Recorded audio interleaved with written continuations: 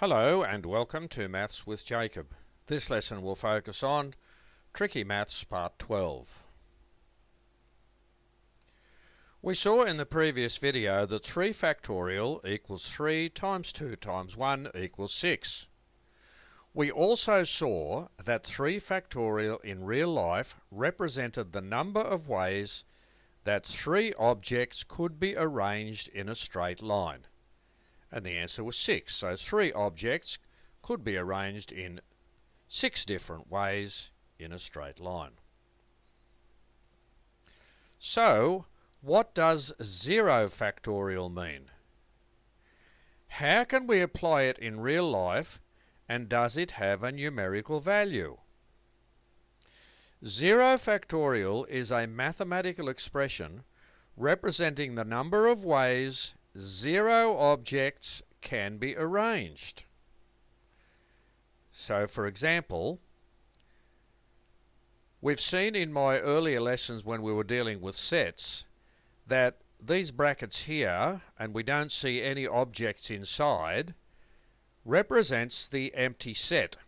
So when we see this and we're talking about sets, that is a set of objects from 0 objects to 1 object, 2 objects, 3 objects, however many objects.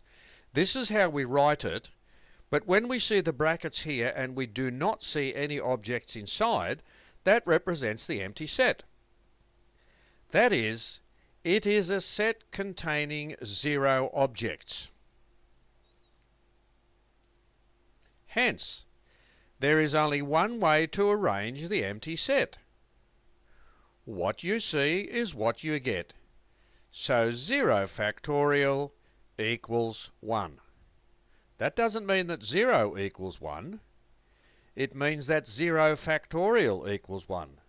That is, the set with no objects in it can only be arranged in one way. And here it is here. Just like that.